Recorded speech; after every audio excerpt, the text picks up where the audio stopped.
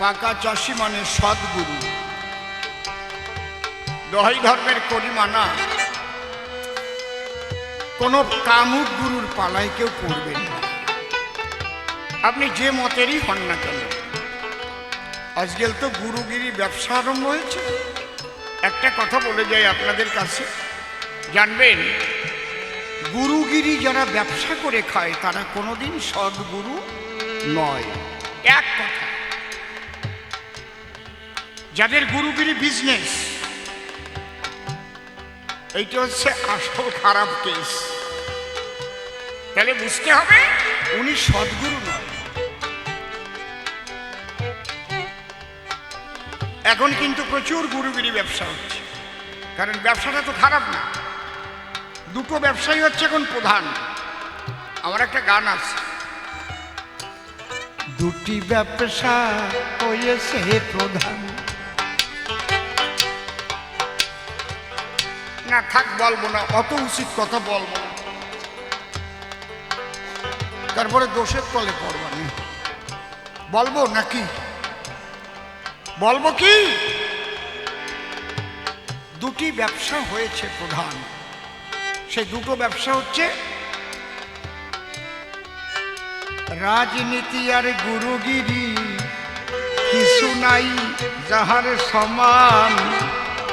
দুটো ব্যবসা হয়েছে প্রধান। বাড়ি কায়দা,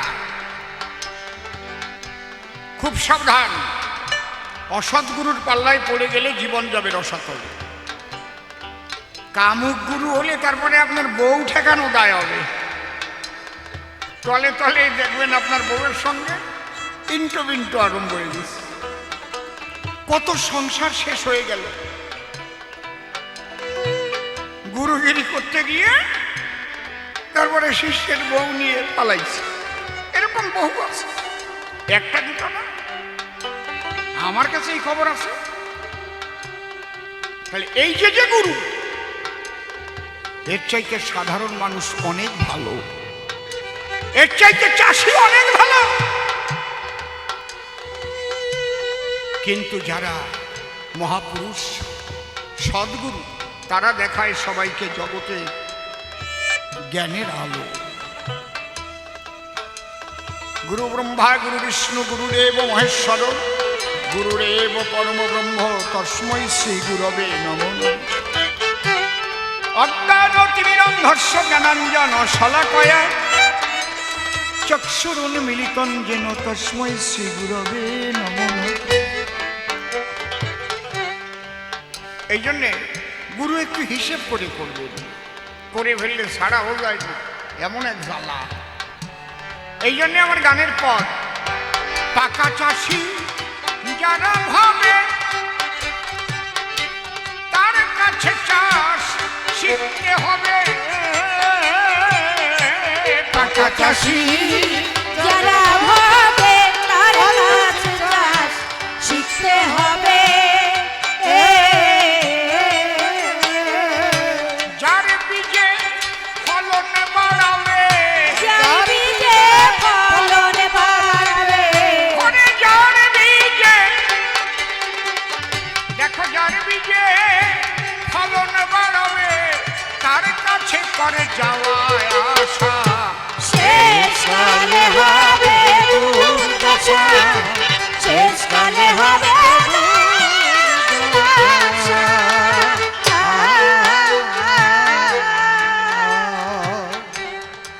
বাবা একটা ছোট্ট কথা বলবো, একটু লক্ষ্য করে শুন। ছোট, অনেকে বলে গুরুর কি দরকার। এখানে যে যে কাজ করছে, আমরাও এখানে যে যা করছি, আমরা গুরু ছাড়া কেউ শিখেছি? কারো কাছে শিখতে হয়েছে নাকি? না এমনি পারছেন আগে আগে? আপনি ইউটিউব চ্যানেলটা কিভাবে খুলবেন সেটা কারো কাছে শিখেছেন? তো বসে আছে গুরু, বসে আছে। বা বা বা বা বা। আপনি মাইক চালাচ্ছেন, মাইক চালানো কারো কাছে শিখেছেন? না এক ধরে ধরে টেবা আরম্ভ করেছেন, শিখেছেন? আমি গান গাচ্ছি, আমি শিখিনি? ছেলেপেলেরা লেখাপড়া শেখে, উচ্চশিক্ষা লাভ করে, তারা শেখেনি? প্রাথমিক থেকেই তো গুরু, যেখান থেকে শিক্ষা শুরু। প্রাথমিক বিদ্যালয়ের গুরু মাস্টার মহাশয়, সেখান থেকে যখন হাই স্কুলে যায় আবার গুরু পায়, সেখান থেকে উন্নত হয় নলেজে, আবার যায় কলেজে, সেখানে গুরু পায়। বলি সবার সাক্ষাতে, তারপরে যাই ইউনিভার্সিটিতে। গুরু ছাড়া কি কোনো কার্য হয়? যদি কেউ চিন্তা করে গবেষণা করবার তরে, তারও আছে গুরুর প্রয়োজন। দেখেছেন কার আন্ডারে করবে? শ্রদ্ধেয় দাদা বিরাট কুমার বৈরাগ্য মহাশয়, উনি বিশেষ করে প্রয়াত শ্রদ্ধেয় ডক্টর তুষার চট্টোপাধ্যায় তার গুরু, তার কাছেই কিন্তু তিনি গবেষণা করেছেন। প্রত্যেক জায়গায় গুরু। একটা ড্রাইভারই শিখবেন, হবে গুরু ছাড়া? ওই স্কুলে ভর্তি হচ্ছে, শেখাচ্ছে, দোষ খালি সদ্গুরুরা যদি দীক্ষা দেয়, গুরু দিয়ে কি? ছোট্ট একটা কথা বলবো। এক ভদ্র মহিলা স্বামীর সঙ্গে, তার খুবই ভালোবাসা, এমন ভালোবাসা বুঝানো যাবে না দিয়ে মুখের ভাষা। স্বামী ছাড়া বাঁচে না সে, স্বামীরও কিন্তু তাই। এমন দাম্পত্য জীবন সব জায়গায় দেখা যায় না ভাই। হঠাৎ হার্ট অ্যাটাক করে স্বামীর মৃত্যু হল।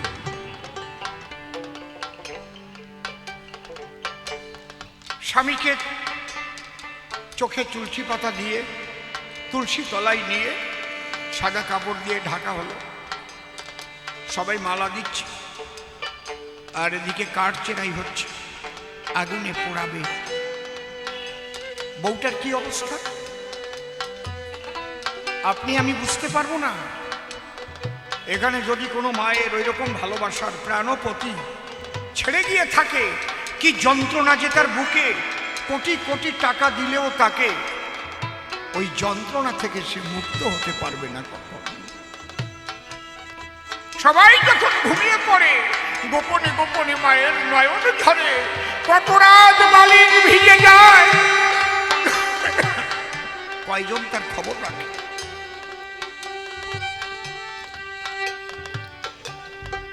ওই মা স্বামীর পায়ের কাছে একবার ফিট হচ্ছে, অজ্ঞান হচ্ছে, আবার পা জড়িয়ে বুকে নিচ্ছে।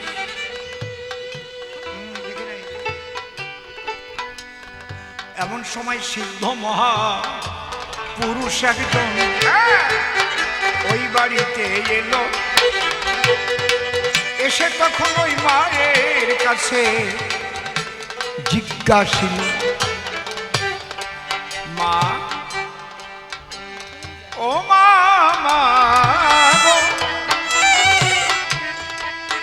তুমি কাঁদছো কেন মা? বলে আমি কাঁদবো না, আমার জীবনের সম্ভব, যার চরণে করেছিলাম আত্মদান, যে ভিন্ন, আমার এই জীবন সবকিছু থাকতেও শূন্য। আমার সেই প্রাণপতি, প্রাণপ্রিয় আমাকে ছেড়ে চলে যাচ্ছে, চলে যাচ্ছে। সাধু বলছে, মা, মা চলে যাচ্ছে? বলে ওই তুলসী তলায় কে ওইভাবে ঢাকা আছে, ওই যে টান টান করা। বলে আমার স্বামীর মরা দেহ। বাবা বাবা,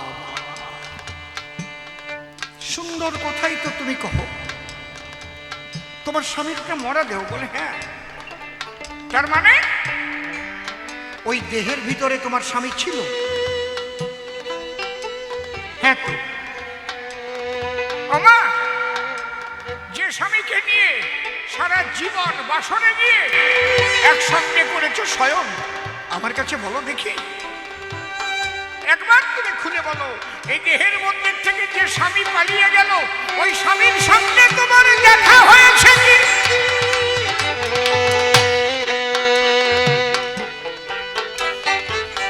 চেনো না? তো আমার দেখা হয়নি। তো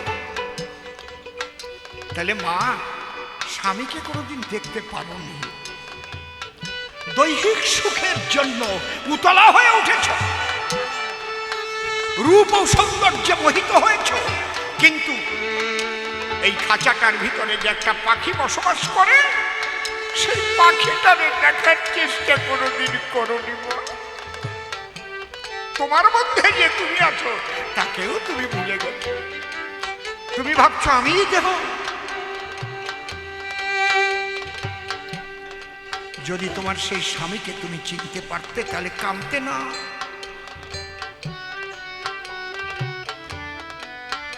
যোগী নিগমানন্দজি তিনি সাধু মাস্টার ছিলেন। তার প্রাণ প্রিয়সী স্ত্রী মরে যাবার পরে, নিজে শ্মশান পোড়ানোর পরে আর ফেরেনি। যে কি চলে গেল আর কি পুড়ে গেল, যে অঙ্গে কোনোদিন একটা কাটার আচর সহ্য হতো না, সেই অঙ্গে আগুন দিয়ে পুড়াইয়ে বলা হরি বলে ছাই করে দিল। কি ছিল আর কি গেল এটাকে আমাকে জানতে হবে। ওই যে সাধনায় বসে গেল, আত্মা এসে তখন ধরা দিয়েছিল, নিজের আত্মাকে দেখতে পেল। আত্মদর্শন হয় সদ্গুরুর দ্বারাই বাবা। ওটা কিন্তু লাঙল ঠেলে হয় না বাবা, ওটা কোনো বিজ্ঞানের দ্বারাই হয় না, ওটা সাধনার দ্বারাই হয়।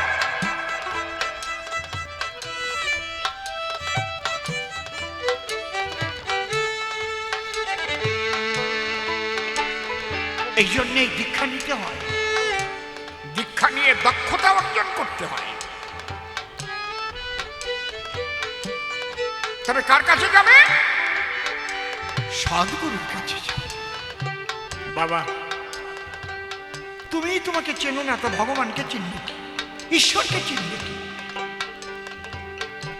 সব জায়গায় একই কথা লেখা আছে, দেখবেন বাইবেলে লেখা আছে নো দাই সেলফ, আগে নিজেকে জানো। বৈষ্ণবরা বলে থাকে কি, আত্মতত্ত্ব জ্ঞান লাভ করো। হাদিসে বলেছে ওরে মিন মোমেনিন আরশ আল্লাহ তাআলা, আল্লাহ তাআলার আরশ মুমিনের দেলে, আগে দেল দরজা দেখো খুলে, এই দেহের মধ্যে কে বাস করে। এই জন্য লালন ফকির গান লিখেছে না, খাঁচার ভিতর অচিন পাখি কেমনে আসে যায়, তাকে ধরতে পারলে মনোবেরি দিতাম পাখির পায়। এই জন্য সদ্গুরুর শরণ নিতে হয় বাবা। তাহলে আমার গানটা শোনো, গৌর কাজল বিজের গোড়া,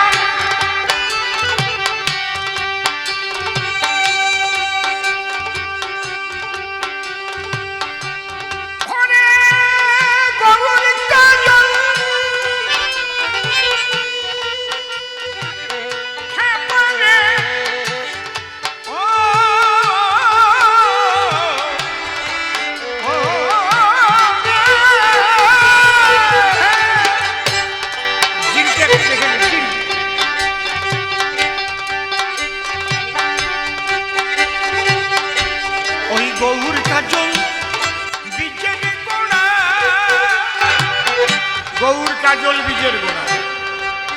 গৌর বর্ণা হচ্ছে শ্রীমতী রাধারানী, আর কালো বরণ শ্রীকৃষ্ণের। সমস্ত বীজের গোড়া হচ্ছে যুগল বীজ। রাধাকৃষ্ণ ভজন কেন? তুমি ভজন করতে গেলেই ওই ভাবানুগা হতে হবে তোমার। শ্রীমতী রাধারানীর কথা, কৃষ্ণের কথা তুমি কি বললে? ওরে গৌর কাজল বীজের গোড়া,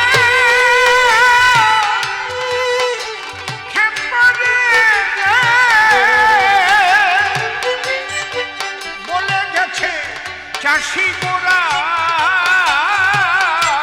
গৌর কাজল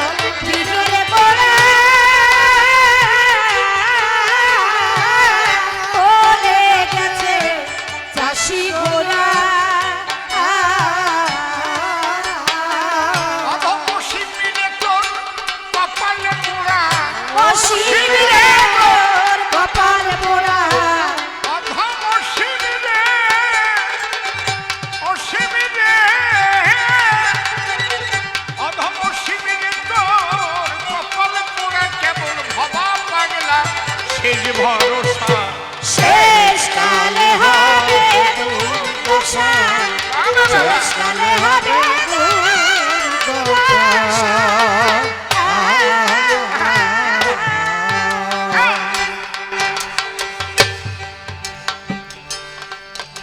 ধৈর্য ধরে কথাগুলো করিবেন শ্রবণ।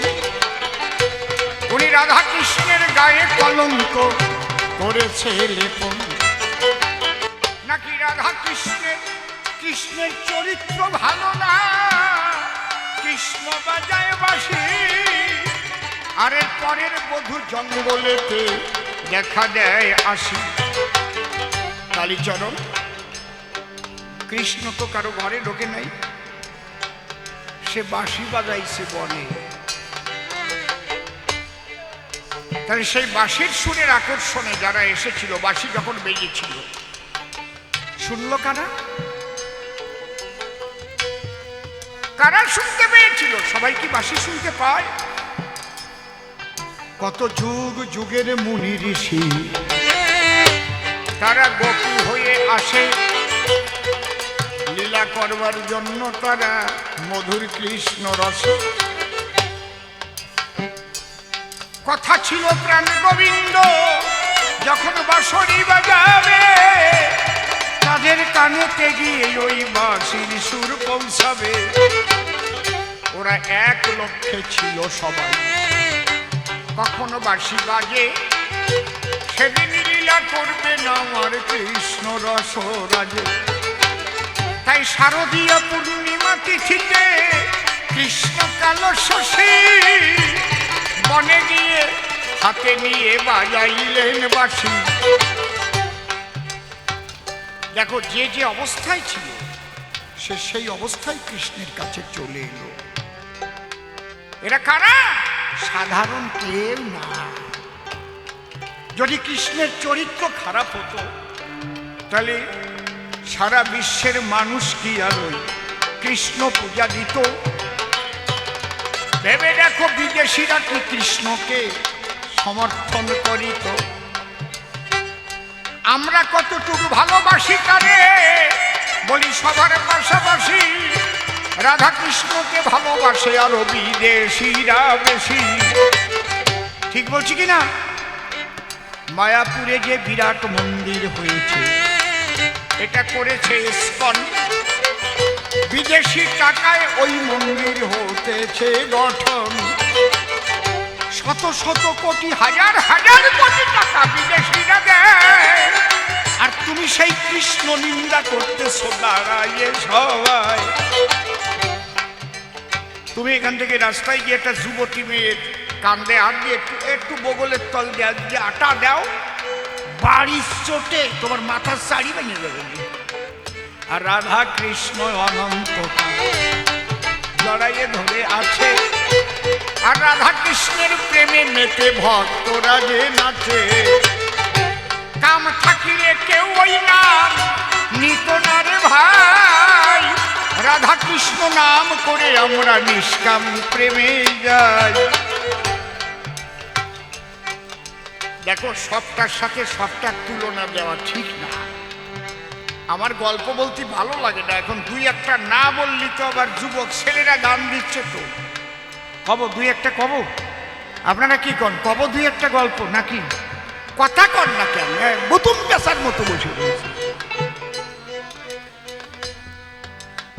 অবশ্য কবি গানের স্টেজ এরকম হয় না তো, শ্রোতা কাছে কাছে থাকতে হয় না, এ খুব দূরত্ব হয়ে গেছে, মাঝখানে অনেক বড় গ্যাপ। কিছু করার নেই, এটা তো শুধু কবি গানের মঞ্চ না। তবে শোনো শোনো কালীচরণ, তোমায় করি মানা, সব জিনিসের সঙ্গে সব জিনিসের তুলনা দিও না। আর যে জিনিস যে না চেনে না বোঝে তা নিয়ে বেশি কসলা কসলি করা ভালো না। যে পর্যন্ত হাতে নাগাও না পাও সে পর্যন্ত চুলকতি যাইয়ে না, যা বোঝো না। কৃষ্ণের চরিত্র খারাপ কেন? কৃষ্ণ কি তোমার বউয়ের ঘরে গেছে নাকি? আবার কৃষ্ণ তোমার ঘরে, তোমার বাবার ঘরে, তোমার মায়ের ঘরে, তোমার বউয়ের ঘরে, সবার ঘরে আছে। হরি হরি বল। ওই কৃষ্ণ আছে বলে জীব বাসে। পরমাত্মা রূপে কৃষ্ণচন্দ্র, আরে সর্বদেহে রয়ে, যে কারণে চলি বলি আমরা সব সময়। ছোট্ট একটা গল্প কই, যার বোঝো না তা নিয়ে কসলাতি যায় না। এক সাহেব আইস, সাহেব কোনোদিন ফল খাই নাই, বাজারে যাইয়ে ফল দেখে আপেল, আঙুর, নাশপাতি, মিলেতি, খেজুর সব ফলের দোকানে থাকে। আবার পাশে দুটি আঁশলা শুকনো নারকেলও আছে। তো ওর মধ্যে দেখতে ভালো দেখা যাচ্ছে কাশ্মীরি আপেল, যেটা একেবারে সুন্দর। সাহেব বলছে, হোয়াট ইজ দ্যাট? দোকানদার বলছে, this is Apple. Apple? Is it sweet? Yeah, very sweet. মানে জিজ্ঞেস করছে ওটা কি? বলছে এটা আপেল। এটা কি মিষ্টি? হ্যাঁ, খুব মিষ্টি। Please give me an apple, thank you. যখন আপেল নেছে, কামড় দিয়ে খাইয়ে বাড়ির রস পাইছে, মুখ ভরিয়ে গেছে, কাশ্মীরি আপেল তো। এখন ভাবছে এতটুক একটা ফলে যদি এত মিষ্টি রয়, ওই যে বড় নারকেল দেখে ভাবিছে হিয়ায়, খালি ওরা শুকনো নারকেল জুনো, ওইটার মধ্যে তো আরো রস আছে। বলছে, হোয়াট ইজ দ্যাট? বলে, this is coconut, please give me a coconut. যেই আসলা নারকেল দেশে আপেলের বরাদ দিয়ে নিয়ে দুই দাঁত দিয়ে কামড় দিয়ে দুই দাঁত ভাঙিয়ে সেই তো হয়ে পড়েছে। Very bad, very bad, coconut very bad. দোকানদার বলে, ভাই তোমার এই নারকেল খাওয়া অভ্যাস নাই, নারকেল তুমি আমার কাছে দাও, আমার হাতে দাও, আছে শুয়ে দেব, তারপর নারকেল খাও। দোকানদার ধীরে ধীরে যখন চোখলা ফেলে দিল, ভেতর থেকে গোলাকার নারকেলটা বার হইয়েছিল। যেই ওই নারকেল বেরোইছে চারা সহ, সাহেব নাচিয়ে উঠেছে। Very fine, very fine, as like cricket ball. ওরে সাহেব, ক্রিকেট বল, এর মধ্যে জল, ক্রিকেট বল মারবো কপালে। দাও দিয়ে যখন আঘাত করেছে, কিছুটা ফেটে গেল, চান চান চান চান করে জল পড়িতেছে। সাহেব আবার নাচে, excellent, excellent, what is this, what is this, all body cover but inside water. এ কোন কল? সব জায়গা আটকানো, ভিতরে জল। সাহেব তো খাই নাই কোনোদিন।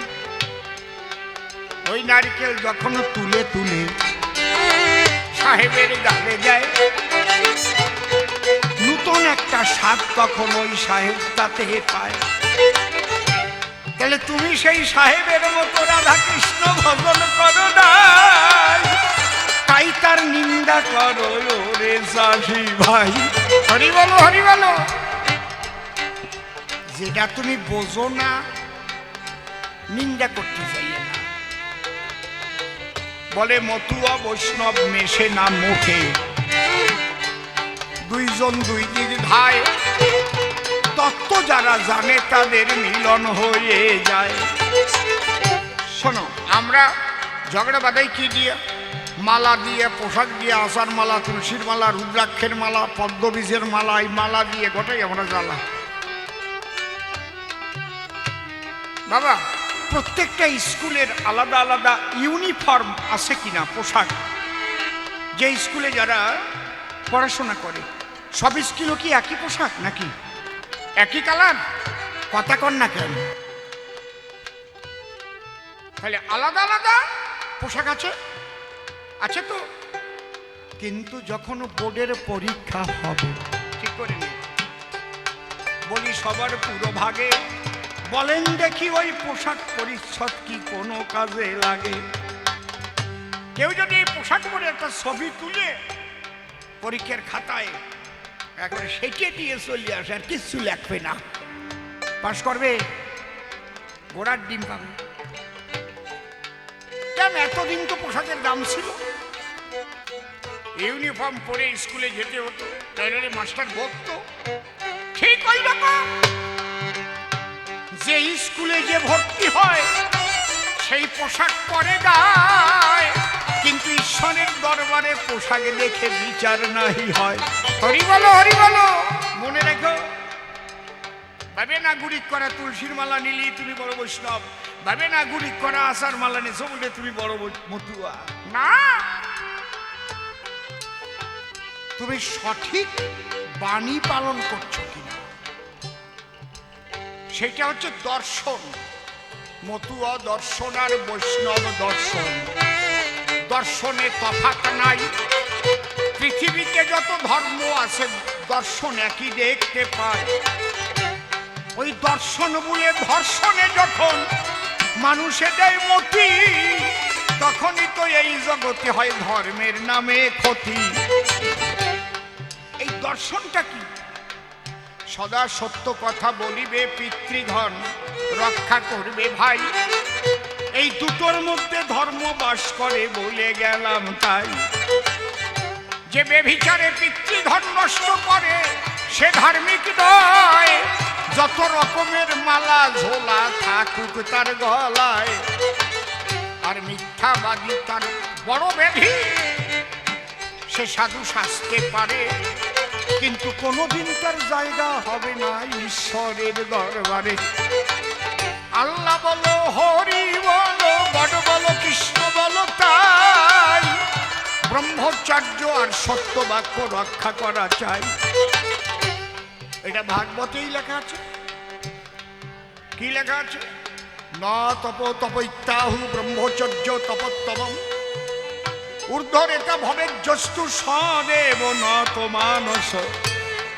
আর কি লেখা আছে? সত্য রূপং পরম ব্রহ্ম সত্য হি পরমং তপ সত্য মূলা ক্রিয়া সর্বা সত্যাৎ পরতরম।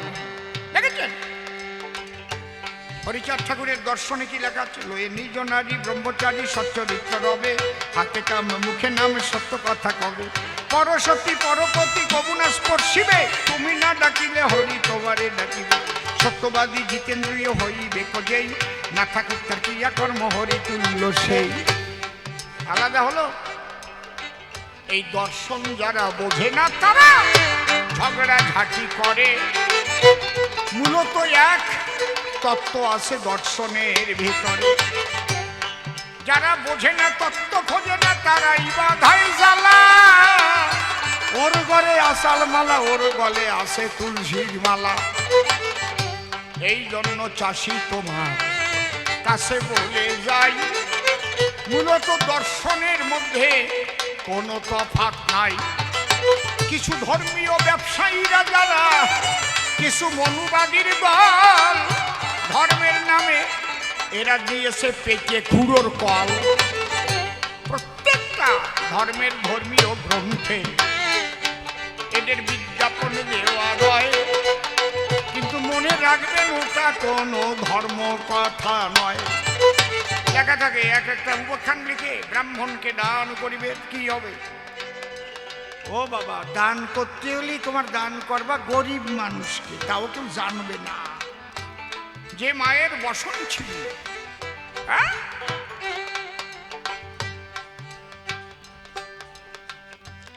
যে মা যার গায়ে একটা ছেঁড়া কাপড়, যে মা এক মুঠো খেতে পারে না, সেই মাকে খেতে দাও।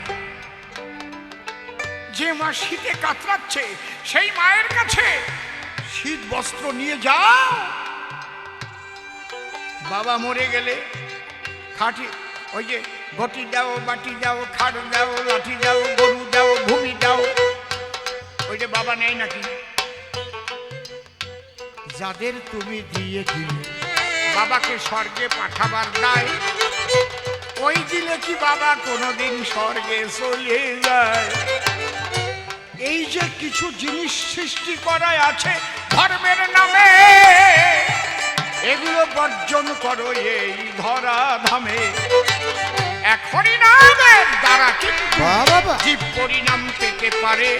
একবার প্রেমানন্দে হরি হরি হরি বলো, নারী নরে কুলুধ্বনি আর হরিধ্বনি করব সবাই। এক হরি নামের উপরে আর কিছু নাই, এটা চৈতন্য গোসাই বলে গেছে। ব্যাসদেব লিখে যায়, দেখতে পারেন লেখা আছে মহাভারতেরই পাতায়। সর্বশাস্ত্র বীজ হরি নাম দুই অক্ষর, আদি অন্ত নাহি তাহা বেদে অগোচর। ব্যাসদেব লিখেছে, চৈতন্য কি বললেন? হরের নাম হরের নাম হরের নাম হইব কেবলম, কলৌ নাস্তেব নাস্তেব নাস্তেব গতিরন্যথা। এক হরিনাম ভিন্ন কলি জীবে, অন্য গতি নাই। একবার বাহু তুলে প্রেমানন্দে হরি বল, হরি বল, হরি বল। তুমি মতুয়া বৈষ্ণব কিংবা যে পথের পথিক হও, তুমি একজন সনাতনী এই কথাটা কও। সবাই একদিনই যাবে মরে, শ্মশানে যেতে হবে, ওরাই সেদিন তোমায় ছাই করিয়ে দেবে। মতুয়া মরলেও শ্মশানে পড়াবে কৃষ্ণ ভক্ত তাই, যে যাহার ভজন করো দেহ হবে পোড়া ছাই। এই জন্য যে যাকে ভক্তি করে সে তার ঈশ্বর, ভক্তি যোগে সেই হয় তার স্বয়ং অবতার। কুয়াশায় এসে চশমা তারে করে দিচ্ছে ঘোলা, এই জন্যে বারে বারে দরকার হচ্ছে চশমা খোলা। মানে খোলা জায়গার গান হচ্ছে তো কুয়াশায় এসে যায়, প্রথমবারের মতো আমি করে যাব সাই। দেখি এরপরে চাষি এসে কোন কোন কথা কয়, কোন ভাবের ভাবধারা সে উঠাইয়ে লয়। তার কথা শুনে শুনে মনে আসে ভাবো, আমি পুনঃ এসে সভা পাশে জবাব দিয়ে যাব। প্রথমবারে আর তারে বলবো না, ছেড়ে দিয়ে যাচ্ছি আমার কাব্য আলোচনা।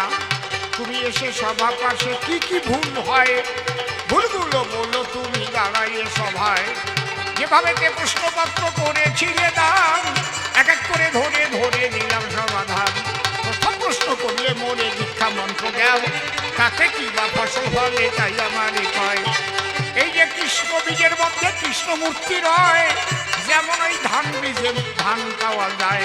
বীজের মধ্যে বৃক্ষ যেমন চোখে না যায় দেখা, নামের মধ্যে আছে রাধা কৃষ্ণ মূর্তি রাখা।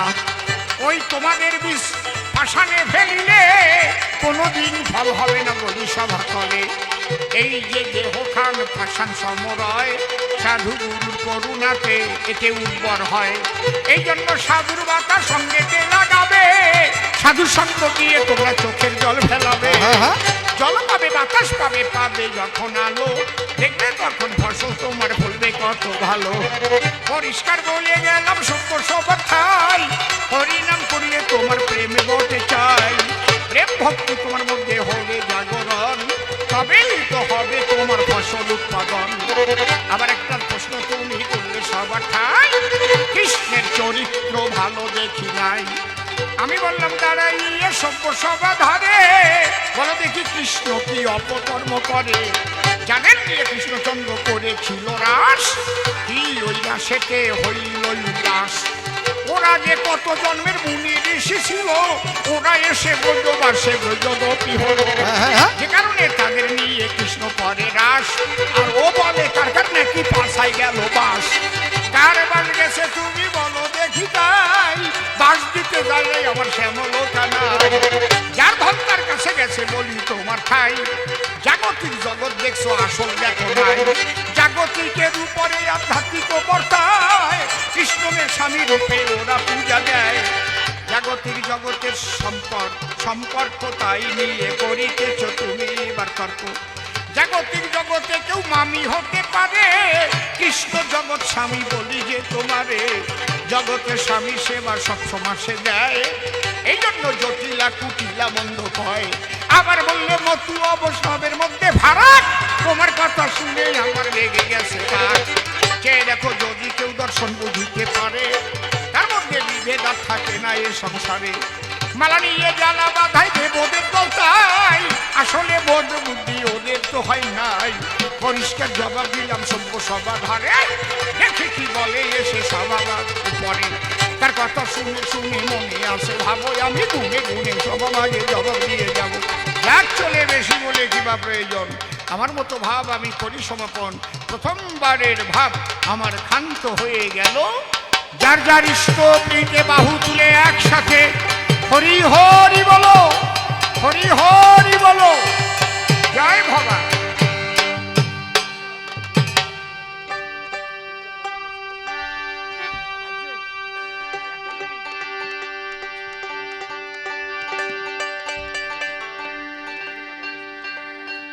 আনন্দের খবর, আমি যার কথা বলছিলাম সকলের মনের মানুষ, সকলের প্রাণের মানুষ, যিনি সকলের বিপদে আপদে শুধু এমএলএ হয়েছেন বলে তা না, আমার 1998 সাল থেকে আমার তাকে চেনা। এমএলএ হওয়ার আগ পর্যন্ত মানুষের বিপদ আপদে সবসময় কাছে উনি থাকতেন, এখনো আছেন। আমার সেই প্রাণের মানুষ, কাছের মানুষ, আপনাদের সকলের প্রিয় মানুষ বাবাজি বিধায়ক স্বপন মজুমদার। তিনি এসেছেন, তিনি আগে পূজা উদ্বোধন করবেন, তারপরে স্টেজে আসবেন। আমাদের দিশারি সংঘ থেকে তাকে দেওয়া হবে সম্বর্ধনা এবং তিনি দু চার কথা বলবেন। আসুন, শ্রদ্ধেয় এমএলএ সাহেব এবার যাচ্ছেন, আপনারা একটা উলুধ্বনি দেন, জয়ধ্বনি দেন, উলুধ্বনি দেন, মায়েরা উলুধ্বনি দেন। হরি বল, হরি বল, হরি বল, জয় জয় শান্তি হরি প্রেমানন্দে, হরি হরি বল, হরি বল।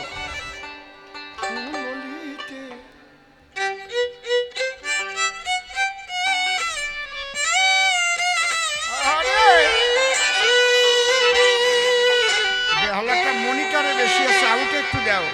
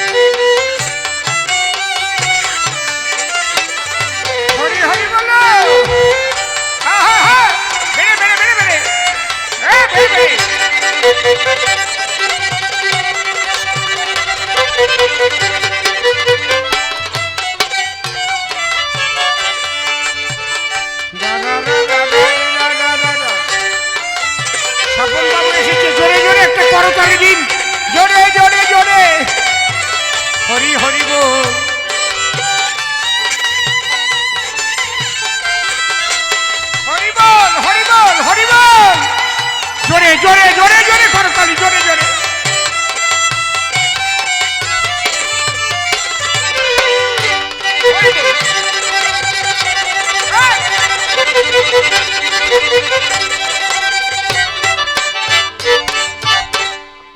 আমাদের সকলের প্রাণের মানুষ, মনের মানুষ, প্রিয় মানুষ, শ্রদ্ধেয় ব্যক্তি মাননীয় স্বপন মজুমদার মহাশয়কে দিশারি সংঘের পক্ষ থেকে বরণ করে নিচ্ছেন মাননীয় সৌভিক হালদার মহাশয়।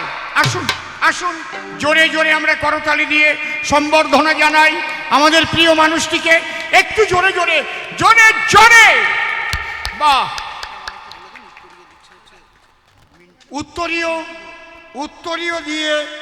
উত্তরীয় দিয়ে সম্বর্ধনা প্রদান করছেন দিশারি সংঘের পক্ষ থেকে সিন্টু ঘোষ। সিন্টু ঘোষ, বাহ, এই ঘোষের বংশে জন্ম নিল কৃষ্ণ শ্যাম রায়। তিনি এসে ভালোবেসে উত্তরীয় দেয়। বাবা হরি বল, জোরে জোরে জোরে জোরে করো, তাহলে জোরে জোরে, বোঝে না জোরে জোরে। বাহ, আমি চাইবো বাবাজি স্বপন মজুমদার মহাশয় দু চার কথা বলবেন, তারপরে আমাদের নির্মল বাবু উঠবেন, দেখা যাক উনি কোন দিকে যান, তারপরে আবার হবে আমার গান।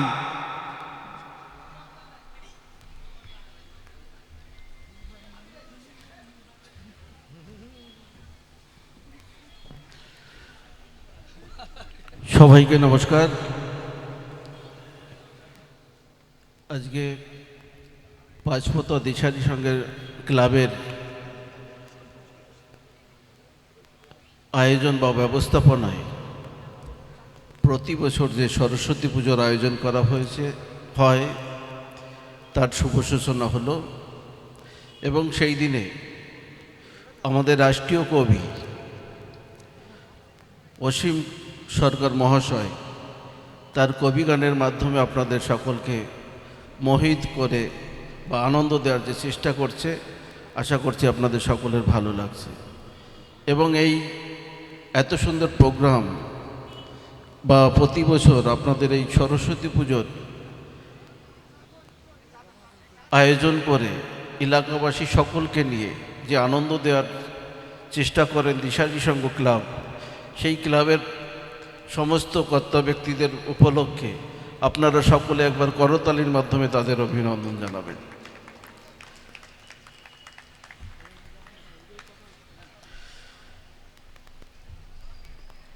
আজ আমরা এখানে একত্রিত হয়েছি সরস্বতী পুজোর পবিত্র মুহূর্তে, যার মাধ্যমে আমরা মা সরস্বতীর প্রতি আমাদের শ্রদ্ধা ও কৃতজ্ঞতা জ্ঞাপন করতে পারি। এবং সরস্বতী পুজো কেবল একটি ধর্মীয় উৎসব নয়, এটি আমাদের শিক্ষার প্রতি শ্রদ্ধা, সঙ্গীত কলার প্রতি ভালোবাসা এবং জ্ঞানের চর্চার প্রতি অনুপ্রেরণার উৎস।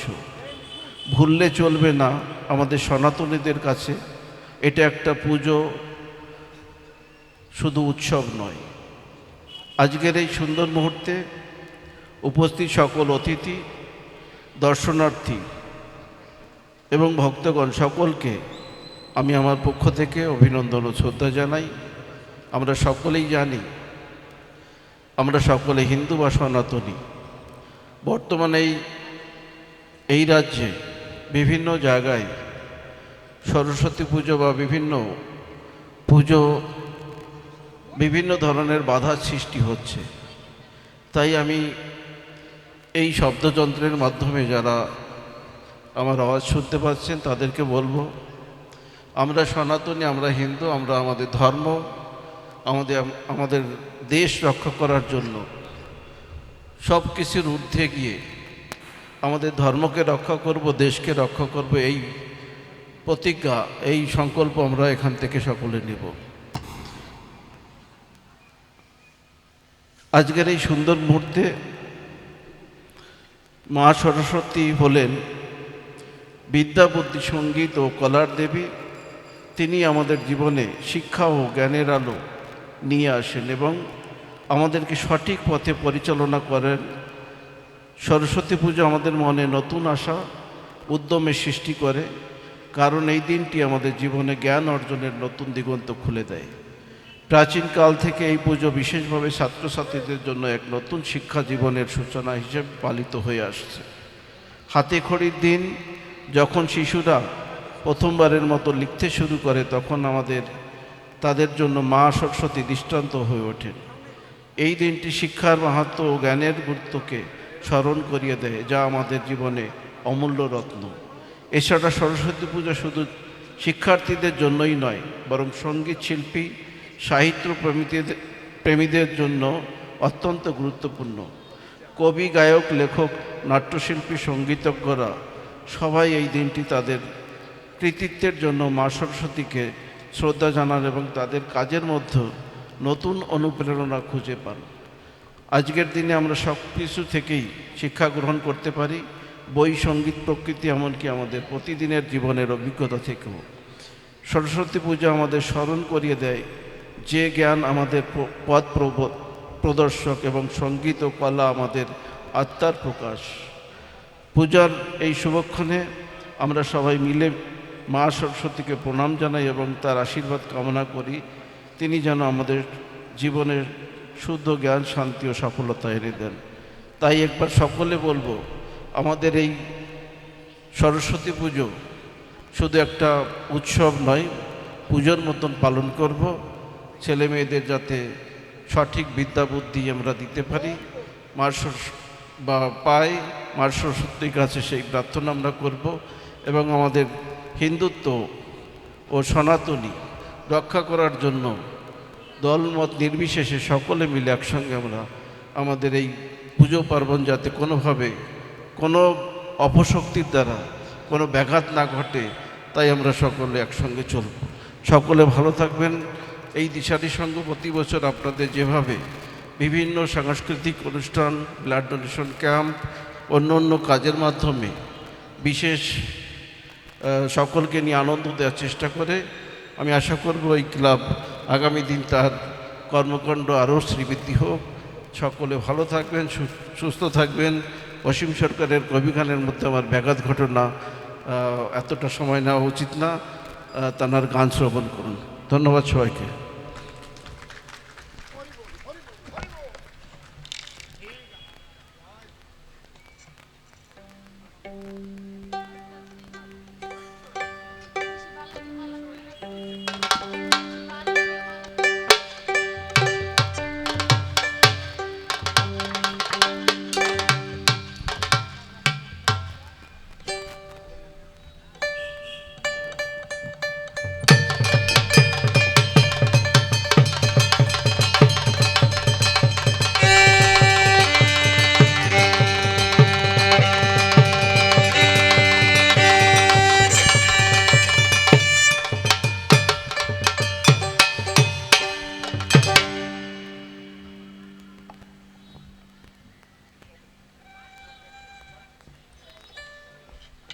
হ্যালো, নমস্কার। গোসাইয়ের জবাব শুনে শান্তি পেয়েছেন মনে। খুব সুন্দর সুন্দর কথা বলেছে। দীক্ষা শিক্ষায় আত্মদর্শী হয়, নিজেকে জানা যায়, খুব ভালো কথা। দেখি আরও কত দূর জানা যায়, আমি সেই দিকেই যাব। একটু চুপ করে বসেন, আমি আবার বাবুকে আনার চেষ্টা করব। দাও দাদা।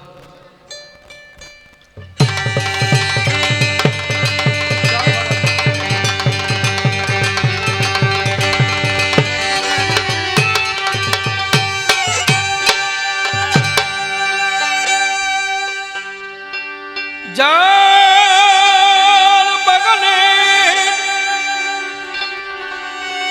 গাথা ফুলমালা পরাব তাহার গলে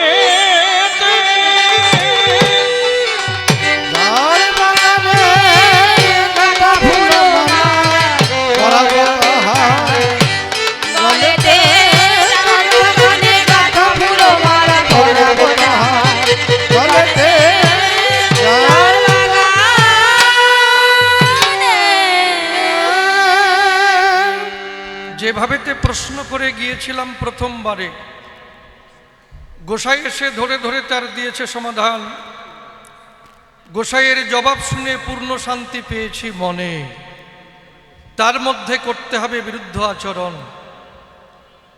তবে চরণ ধরে করি মানা, কেউ আমার কথায় রাগ করবেন না, কারণ আমার কিছু জানার আছে বিশেষ প্রয়োজন। আপনারা কি বুঝেছেন তাই আমার সেদিকে চিন্তা নাই। আমি ভালো করে বুঝতে চাই, এইটা হচ্ছে আমার ভাষণ। কি কারণ আমি বললাম যে দীক্ষা শিক্ষা নিলে বলো সভাস্থলে, তাতে কি উন্নতি হয়? বলে দীক্ষা শিক্ষা নিলে কি বলবো, তোমার স্থলে সে আত্মদর্শী হয়, নিজেকে জানতে পারে বা দেখতে পারে। এইটা একদম পরিষ্কার ভাষায় বোঝাই যায়। কিন্তু এটা ভালো কথা, বুঝে শুনুন বিজ্ঞ শ্রোতা। যে দীক্ষা শিক্ষা নিলে নিজেকে জানা যায় এবং আত্মদর্শী হয়। এটা ভালো কথা, খুব ভালো কথা। তাহলে দীক্ষা শিক্ষা নেব, বাসুদা কি কও? অন্তরে আছে বাবু, কিন্তু আমার কথা আছে, তাতে আমার কোনো আপত্তি নাই। যখন যজ্ঞ হয়েছিল, আমি বলি সভা তল, তখন সীতা দেবী সবাই দিয়ে সব কিছু দেয়। হনুমান বসিয়াছে এক কোনায়, হনুমান ভাবে হিয়ায়, মা জানকী সবাই দিয়ে সব কিছু দেয়, কিন্তু আমারে কিছু দেয় না কেন এ সময়? এই কথা যখন ভাবলো, তখন সীতা দেবী ডাক দিল, হলো আয়, এদিকে আয়। তখন কাছে যখন যায়, এক গাছি মুক্তার হার হনুমানের হাতে দেয়। ওই হার যখন পেল, ওই হার নিয়ে জঙ্গলের মধ্যে চলে গেল। তখন ওই হারকে ডেকে কয়, হার, তুই তো ছিলি মা জানকীর গলায়, একটু রাম নাম শোনাতে পারিস আমায়? হারে কি আর রাম নাম শোনায়? হারে রাম নাম শোনায় না মোটে। হনুমান পড়ে সংকটে, দন্ত দিয়া কেটে কেটে চূর্ণ বিচূর্ণ করে দূরে ছুঁড়ে ফেলে দেয়। দূরে রক্ষণ ছিল, ডাক দিয়ে বলল, হনু, মায়ের গলার হার ছিললে কিসের দায়? হনুমান বলে, তাই, যে হারের মধ্যে রাম নামের গন্ধ বাতাস কিছু নাই, যে হারে রাম নাম করে না গ্রহণ, যা করে না উচ্চারণ, তা হনুমান করে না গ্রহণ। তখন লক্ষণ ডেকে বলে হনুমানের কাছে, তোর দেহে কোথায় রাম নামের চিহ্ন আছে, তাই দেখাবি এখন। তখন হনুমান ডেকে বলে, তাই, লক্ষণ খুড়ো, আমাকে যদি কেউ বলে আজকে কোন বার, আমি বলি রামবার। খেলে কেমন? রাম খাওয়া। যাবা কোথায়? রামের দেশে। হাওয়া কেমন? রাম হাওয়া। রাম নামের গান গাওয়া, অন্য চিন্তা নাই। যদি রামচন্দ্র তোমায় ডেকে থাকি, তুমি দেখা দিও হে গোলকের গোসাই। জয় রাম বলে অধরে বসে শুনুন বিজ্ঞ নারী নরে। যখন বক্ষ চিরে দেয়, তখন দেখতে পায় প্রতিটি রক্ত পিঞ্জরে পিঞ্জরে রাম সীতার যুগল মূর্তি হয়। রাম সীতার যুগল মূর্তি হলো রামানন্দে বদল ভরে একবার হরে ভালো। দেখুন রাম সীতার যুগল মূর্তি হনুমান দেখায়। দাঁড়িয়ে বলি, সবার ঠাই সেই, হনুমানের কিন্তু কোনো দীক্ষা শিক্ষা নাই। তাহলে তার আত্মদর্শী কি? নিজে তো আত্মদর্শী, তারপরে আবার ভগবানরাও বুকের মধ্যে দেখায়। কি বলবো সবার কাছে, নিজেকে তো দেখছে, তারপরে আবার ভগবানরাও দেখাইছে, রাম সীতার যুগল মূর্তি দেখাইছে। তাহলে সেই রাম সীতার সেই হনুমানের তো দীক্ষা শিক্ষা নাই। তাহলে সেই দীক্ষা শিক্ষা না নিয়া আমি যাই সবাই কহিয়া যে হনুমানের দ্বারা অলৌকিক কার্য হয়, তাহলে দীক্ষা শিক্ষার কি প্রয়োজন আছে? তাই বলো আমার কাছে, এইটা আমার জানবার আছে অভিপ্রায়। কি বোঝা গেছে কথা? পরিষ্কার কথা, এর মধ্যে কোনো ভেজাল নাই। তারপর কি বলবো, সভা পরে বলে গেছে এই হরিবাসরে যে পরমাত্মা রূপে সেই পরমাত্মা সর্বজীবের দেহে বিরাজ করে বর্তমান। দাদা ঠিক কইছি তো? তাই যদি হয়, তাহলে এই দেহে যে আত্মা আছে, খুলে বলি সবার কাছে, সেই আত্মা আছে বললে কিন্তু পাত্তা আছে, দেহের কথা মিথ্যা নয়। তাহলে দেহ চলে এই আত্মার বলে, খুলে বলি সভা চলে, কিন্তু আত্মা চলে যদি পরমাত্মার বলে। এই দেহ যদি পরমাত্মার হয়, তাহলে এই দেহকে তো পরমাত্মাই চালাই। কি এই দেহ যদি পরমাত্মা করে বাস, আমি বলি সভা পাস, তাহলে দেহ চলে কিসের বলে? আত্মার বলে। আত্মা চলে কিসের বলে? পরমাত্মার বলে। তাই যদি সেই পরমাত্মা দেহের হয়, চোর গুন্ড বদমাইশ কেন জন্মায়? পরমাত্মাই দেহের হয়, একজন সাধু হবে, একজন গোসাই হবে, একজন চোর হবে, একজন গুন্ডা হবে, একজন পরের টাকা পকেট পড়বে। কি কারণ পরমাত্মাই তো সূক্ষ্ম রূপে, আমি বলি সবাই দেহের হয়। তাহলে এই দেহে যদি পরমাত্মার হয়, পরমাত্মা থাকতে বলো তুমি সভাতে একজন চোর গুন্ডা বদমাইশ একজন সাধু কেন হয়? আর পরের টাকা কিভাবে মারে? ওরে কপালে রে, এক কলমের খোসার দ্বারাই। আমি বলি কাব্যের ভাষায়, তাহলে পরমাত্মা থাকতে বলো তুমি সভাতে মানুষ কেন এরকম করলেন, আমানুষ হয় কি? ঠিক আছে না? তারপরে কি আমি প্রশ্ন করলাম, তাই গোসাই তোমার কাছে জানতে চাই যে একদিকে হরিভক্ত একদিকে কৃষ্ণ ভক্ত, এদের জঞ্জাল মোটে সারানোর কায়দা নাই।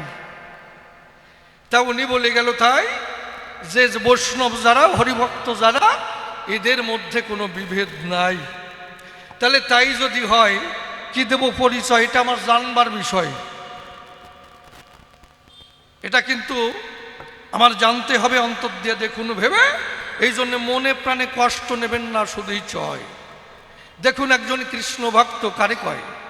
যে নামের মালা নিয়ে আসে, আমি বলি সভা পাশে দেখুন 16 নাম 32 অক্ষর জপ করে, হরে কৃষ্ণ কৃষ্ণ কৃষ্ণ হরে হরে, হরে রাম রাম রাম হরে হরে। বসে শুনুন বিজ্ঞ নারী নরে, এই কৃষ্ণ ভক্তর বাজারে এরা কিন্তু কৃষ্ণ নাম জপ করে, হরে কৃষ্ণ। মাথায় টিক্কি আছে, গামছা কেন একটা পরা আছে, একটা গলায় আছে, আবার মোটা মোটা আষাঢ় মালা আছে। কিন্তু যারা হরিভক্ত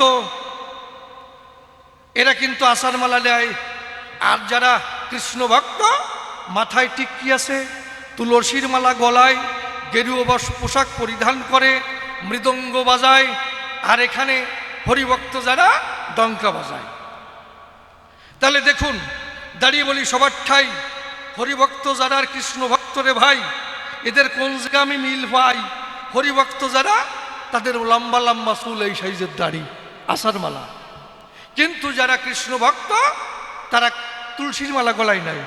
তাহলে তাদের কোনো দেখুন হরিভক্তর কোনো টিক্কি নাই, আর এদিকে কৃষ্ণ ভক্তর টিক্কি আছে। ওদিকে তুলসীর মালা নেয়, এদিকে আষাঢ় মালা নেয়। ওদিকে মাথা পুরো নেড়া করা খালি টিক্কি, আর এদিকে লম্বা লম্বা চুল আর এইসা দাড়ি। কি সত্যি কথা না? ওখানে মৃদঙ্গ বাজায়, এখানে জয় ডঙ্কা নিয়ে নিশান নিয়ে দৌড়ায়। তাহলে এই যে পঞ্চ পরিবর্তন, বসে শুনুন জ্ঞানীজন। তাহলে নামের মধ্যেও পার্থক্য আছে। ওনারা বলে হরে কৃষ্ণ, এরা বলে হরি বল। তাহলে এই যে হরে কৃষ্ণ নাম রাম জপে, দেখুন প্রত্যেকটা অক্ষরের মধ্যে এই যে রাম নাম হরে কৃষ্ণ শক্তি আছে। কেমন অবস্থায়? সূক্ষ্মাকারে। খুলে বলি সভা পরে, হরে কৃষ্ণ রাম নাম এ উচ্চারণ করতে গেলে হকার, রেকার, ক্রিকার, ইষ্ণকার, রাকার, মকার। হকারে হিঙ্গুল বর্ণ, সর্ববর্ণ বয়সৎ, জ্ঞানাজ্ঞানাং কৃতং পাপ, অহংকারে দহতি খনাত, রেকারেতে রক্তবর্ণস্বাদ, গোপালন নিরূপিত, গুর্বঙ্গন কৃতং পাপং রেকারে দহতি খনাত, ক্রিকারে কজ্জলবর্ণ, সংহারে দুপপাতকম, গতি শক্তিরতি প্রেম, ক্রিকারাজ্যয়ত খনাত, ইষ্ণকার লোহিত বর্ণ, নরকদুদ্ধরের নরম, তত্ত্বজন্মার্জিত, পাপং ইষ্ণকারে দহতি খনাত, রাকার গৌরবর্ণশ্চ, বরশক্তির ভাবিত ধ্রুবা, রবিসম সমবর্ণ, স্তমরাশিং দহৎখনাক, মহাকার জ্যোতির্পশ্চ, নির্যর সদাস্থিত, মিথ্যা বাক্যং কৃতং পাপং মহাকারে দহতি খনাত। দাঁড়িয়ে বলি সবাতল, এই হচ্ছে হরে কৃষ্ণ রাম নামের ফল, যা উচ্চারণ করার সঙ্গে সঙ্গে দেহস্থিত পাপ হয় ক্ষয়। তাহলে তোমার এই হরি বল, এই হরির মলের মধ্যে কোন শক্তি আছে তাই বলো আমার কাছে, এইটা আমার জানবার আছে অভিপ্রায়। যদি দেখা যাচ্ছে ওই নামেও একই কাজ হয়, এই নামেও একই কাজ হয়, তাহলে আমার দ্বন্দ্বের নাই বিষয় কি? কারণ মহাপ্রভু করেছে মানা, তোমরা কাষ্ঠের নারীও দর্শন করো না। কেননা কাষ্ঠের নারী হইতে জন্মে কামেরও বিকার। কি বলল গৌর গুণাধার? তাহলে কাষ্ঠের নারীও দর্শন করো না। আর এখানে কি বলল?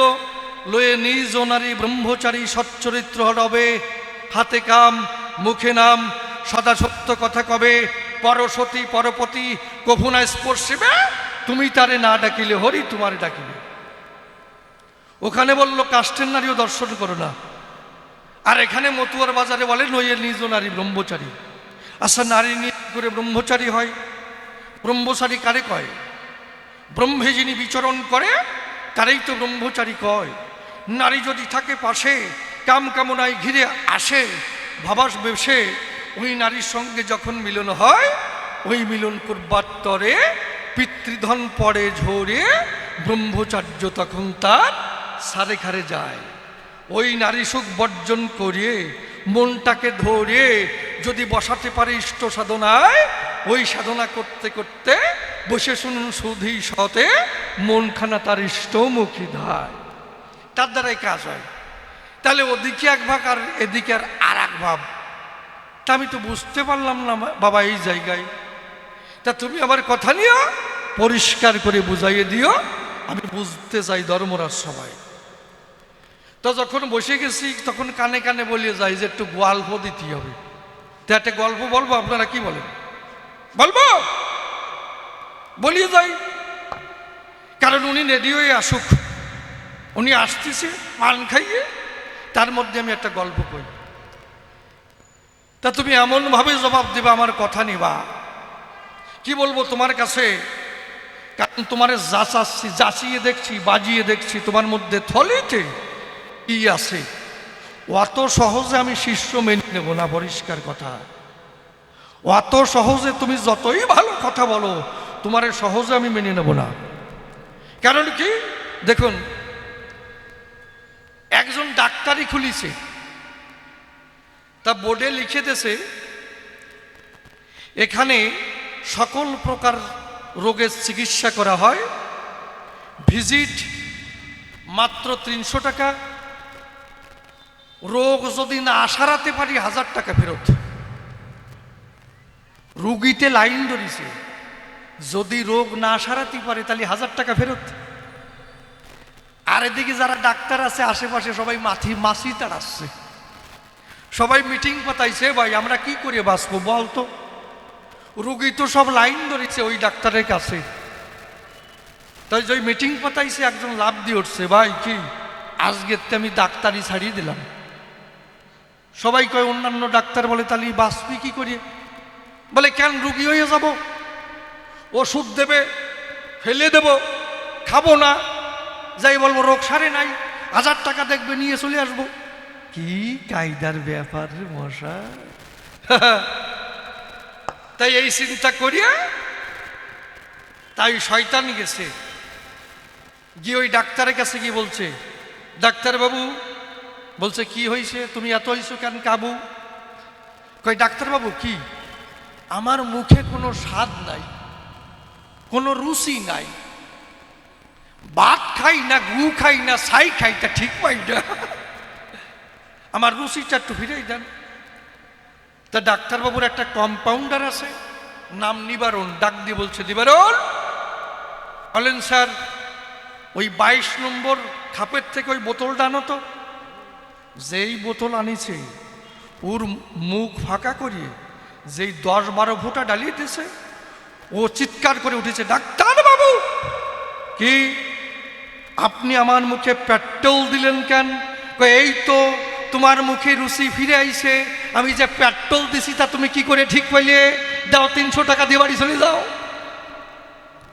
ও দেখছে সর্বনাশ, 1000 টাকা ইনকাম করতে এসে 300 টাকা খোয়ালাম।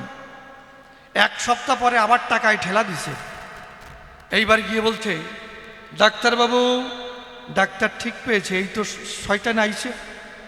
কি হয়েছে? বলে ডাক্তারবাবু, আমার স্মৃতিভ্রম হয়ে গেছে। কেন?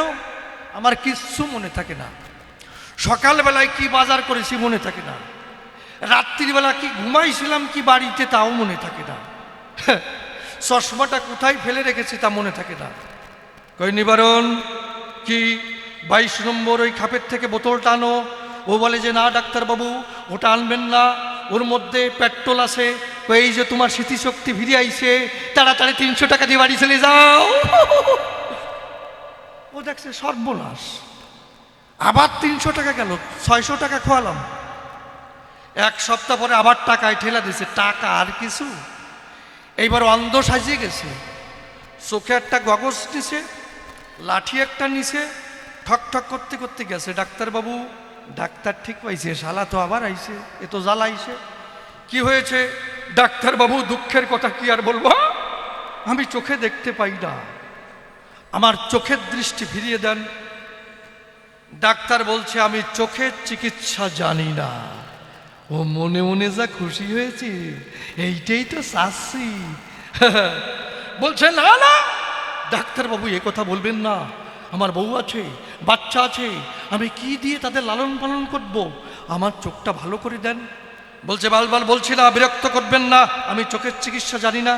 বলছে এই তো এইবার কায়দায় আসেন, বারে বারে ঘুঘু তুমি খেয়ে যাও ধান, এবার পড়েছো ধরা বদিবে পরাণ। তাহলে ঠিক আছে, চোখের চিকিৎসা জানো না, 1000 টাকা দাও চলে যাই। কি ডাক্তারও শয়তান আছে, মারাত্মক চালাক। কালো ব্যাগের থেকে 2খানা 500 টাকার নোট বের করিয়ে ওর হাতে ধরাই দিছে। ও বলছে ছি ছি ডাক্তারবাবু, এ কি আপনি করলেন? মোদি সরকার যে 500 টাকা বাতিল করেছে তার 2খানা আমার হাতে ধরাই দিলে কেন? ও বলছে এই তো তোমার চোখের জ্যোতি ফিরে আইছে, মোদি সরকার যে 500 টাকা বাতিল করেছে তার 2খান তুমি কি করে ঠিক পিলে? তুমি যদি চোখে না দেখতে পারো, দাও ওই 300 টাকা দাও, ওই 1000 টাকা দিয়েও চলে যাও। তা কি বলবো তোমার কাছে? পরিশুদ্ধ জবাব না দিলে আমার কিন্তু 22 নম্বরের খাপ আছে। যাক, তারপরে আমি প্রশ্ন করেছি, তোমার কাছে জবাব চাই যে রাধা কৃষ্ণ প্রেম, কৃষ্ণ চরিত্র মোটেই ভালো নয়। তা উনি যেইভাবে যুক্তি দিয়ে যায়, পরিশুদ্ধ জবাব দিয়ে যায়, আমি দেখাবো যে আমার নজরে রাধা কৃষ্ণর প্রেম মোটেই ভালো না। ধরো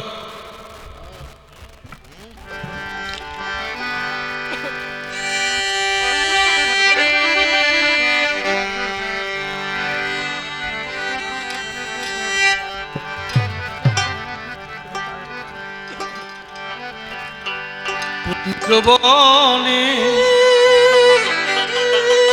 তোমারই শোনে মিলনের জাগে বন্ধু। যৌবনে তোমার সঙ্গে মিলনের স্বাদ জাগে বন্ধু। আসিবে কি সে লগন মোর জীবনে, আসিবে কি সে লগন মোর জীবনে। আসিবে কি সে লগন মোর জীবনে। মিলনের স্বাদ জাগে বন্ধু। যৌবনে তোমার সঙ্গে মিলনের স্বাদ জাগে বন্ধু। বুকের ভিতরে এতটুকু মন, সে মনে চায় তোমার পারসন। ও বুকের ভিতরে এতটুকু মন, সে মনে চায় তোমার পরশন। জানি না তা পূর্ণ হবে কেমনে, জানি না তা পূর্ণ হবে কেমনে। জানি না তা পূর্ণ হবে কেমনে। মিলনের স্বাদ জাগে বন্ধু। যৌবনে তোমার সঙ্গে মিলনের স্বাদ জাগে বন্ধু। কুঞ্জবনে মিলনের সাজ জাগে বন্ধু। আবার রাধারানী কি গাইছে? তোমরা কুঞ্জ সাজাও গো, আজ আমার প্রাণনাথ আসিতে পারে। তোমরা কুঞ্জ সাজাও গো, আজ আমার প্রাণনাথ আসিতে পারে। মনে চায় প্রাণে চায়, মনে চায় প্রাণে চায়, দিলে চাই যারে। তোমরা কুঞ্জ সাজাও গো, আজ আমার প্রাণনাথ আসিতে পারে। তোমরা কুঞ্জ সাজাও গো, আজ আমার প্রাণনাথ আসিতে পারে। কুঞ্জ সাজিয়ে বসে আছে, কিন্তু কুঞ্জের মালিক আসে নাই। সেজন আমায় কথা দিয়েছিল আসবে, কেন এলো না? কথা দিয়ে কেন এলো না? কেন এলো না? কেন এলো না?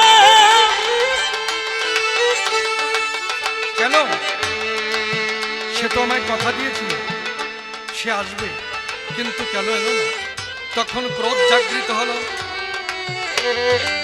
ক্রোধের সুরে গাইছে, দিল না দিল না, দিল মনে দিল না, এত যে মিঠুর বন্ধু জানা ছিল না গো, এত যে মিঠুর বন্ধু জানা ছিল না। দিল না দিল না, দিল মনে দিল না, এত যে নিঠুর বন্ধু জানা ছিল না, এত যে নিঠুর বন্ধু জানা ছিল না। আমি যারে বাসি ভালো কাজলের চেয়েও কালো, আমি যারে বাসি ভালো কাজলের চেয়েও কালো, আমি যারে বাসি ভালো কাজলের চেয়েও কালো, হয় না তাহার তুলনা। দিল না দিল না, দিল মনে দিল না, এত যে নিঠুর বন্ধু জানা ছিল না, এত যে নিঠুর বন্ধু জানা ছিল না। চুল কালো আখি কালো, কাজল কালো আরো, কাজলের চেয়েও কালো, বলতে কি তা পারো? চুল কালো আখি কালো, কাজল কালো আরো, চুল কালো আখি কালো, কাজল কালো আরো, কাজলের চেয়েও কালো, বলতে কি তা পারো? আমি যারে বাসি ভালো কাজলের চেয়েও কালো, আমি যারে বাসি ভালো কাজলের চেয়েও কালো, আমি যারে বাসি ভালো কাজলের চেয়েও কালো, হয় না তাহার তুলনা। দিল না দিল না, দিল বলে দিল না, এত যে নিঠুর বন্ধু জানা ছিল না, এত যে নিঠুর বন্ধু জানা ছিল না। রাধা কৃষ্ণ প্রেম কোন প্রেম হয়, এই কথা জানতে আমার আছে অভিপ্রায়। সকাম না নিষ্কাম তাই আলোচনা করে বোঝাইয়ে দিয়ে যাবে সবার ভিতরে। ওই তত্ত্ব কথা জানতে আমার হলো কিঞ্চন, তোমার চরণে প্রশ্নমালা করলেন নিবেদন। এরপরে গোসাই আমার সবাতেই আসবে, তাহারও ভাবের কথা খুলিয়া বলিবে। ওই দেখি এরপরে এসে কোন কথা কয়, কোন ভাবের ভাব ধারায় উঠাইয়ে লয়। এই পর্যন্তই আমার ভাব সঙ্গ হয়ে গেল, প্রেমানন্দে বদন হরে